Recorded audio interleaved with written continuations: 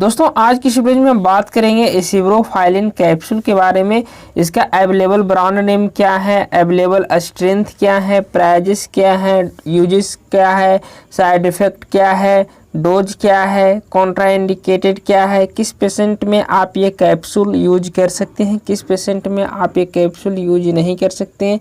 पूरी detail एसिब्रोफाइलिन capsule के बारे में इस वीडियो में जानेंगे, इसलिए आप वीडियो को कंप्लीट वॉच कीजिए, वीडियो को बीच में कहीं भी स्किप नहीं कीजिए, क्योंकि मेडिसिन के बारे में पूरी जानकारी लेना ही बेहतर होता है। आधा अधूरा जानकारी जान के लिए घातक होता है।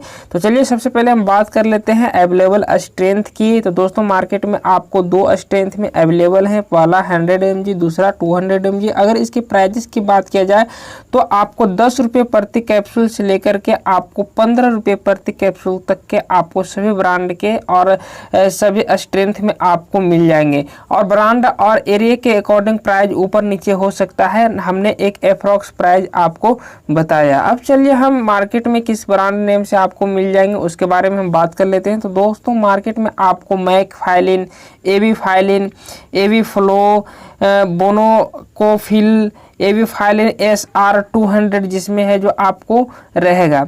तो दोस्तों इस तरह के आपको ब्रांड नेम आपको मिलेंगे। जो मोस्ट पॉपुलर था उसके बारे में हमने आपको बताया, और इसके अलावा भी आपको एरिया में बहुत सारे ब्रांड नेम अवेलेबल हैं। हो सकता है आपको एरिया और डॉक्टर के अकॉर्डिंग ब्रांड नेम अलग हो सकते हैं, लेकिन दवा का जो मेन नेम रहेगा वो एसिब्रोफाइलिन ही रहेगा। अब चलिए हम बात कर लेते हैं यूजेस के। इस कैप्सूल का यूज किस किस बीमारियों में होता है। तो दोस्तों सबसे पहले इस बीमारियों का यूज है जो अस्थमा में होता है। यह हफ्ने का दवाई है, तो इसका उपयोग है जो अस्थमा में लिया जाता है। और दूसरा है जो COPD यानी कि क्रोनिक ऑब्स्ट्रक्टिव पुल्मोनरी डिजीज में इसका उपयोग है जो किया जाता है। अगर किसी पेशेंट को लंग्स में इन्फेक्शन हो गया हो, वहाँ पर भी आप ये कैप्सूल उपयोग ले सकते हैं। साथ ही ब्रोंकाइटिस निमोनिया हो, वहाँ पर भी आप ये कैप्सूल का उपयोग ले सकते हैं। Mucus of the air passage, अगर म्यूकस के कारण यानी कि कोई कफ है जो आपके लंग्स में सटा हुआ हो और उससे जो एयर पास नहीं हो रहा हो, तो वहाँ पर भी आप एसिब्रोफाइलिन कैप्सूल का उपयोग ले सकते हैं, जिससे जो कफ ढीला होगा और जो एयर है जो आसानी से पार हो जाएगा।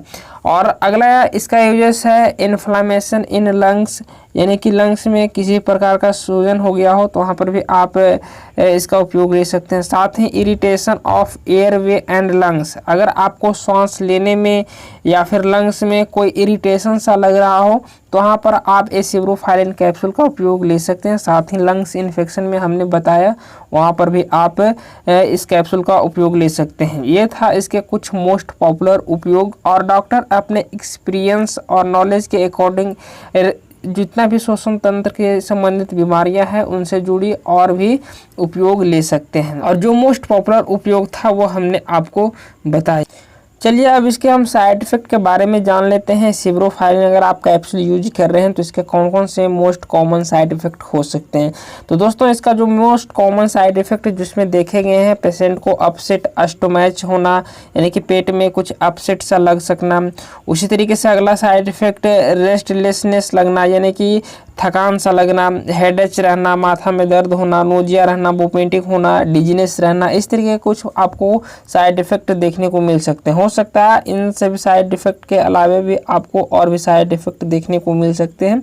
अगर इस प्रकार के कोई साइड इफ़ेक्ट आपको देखने को मिल रहे हैं तो आप ये टैबलेट कैप्सूल का लेना बंद करें और आपको फर्दर ट्रीटमेंट है जो अपने डॉक्टर से करवाएं। अब चलिए हम इसके डोजेस के बारे में बात कर लेते हैं। दोस्तों इसका जो एडल्ट डोज है, जिनका एज 18+ है, तो उनको है जो खाने के बाद 100 mg का जो एक कैप्सूल है वो आप दिन में एक गोली सुबह और एक गोली शाम दे सकते हैं।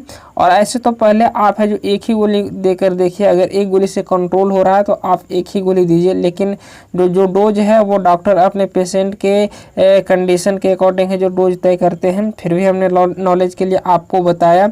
और जो SR का जो 200 mg का जो डोज है वो आप 24 घंटे में एक बार दे सकते हैं। जो SR होता है वो कैप्सूल वो सस्टेंड रिलीज है, यानी कि 24 घंटे में धीरे धीरे दवा है जो रिलीज होते रहता है। चलिए अब कॉन्ट्राइंडिकेटेड के बारे में बात कर लेते हैं। किस पेशेंट में आप एसिब्रोफाइलिन कैप्सूल का उपयोग कर सकते हैं, किस पेशेंट में आप इसका उपयोग नहीं कर सकते हैं।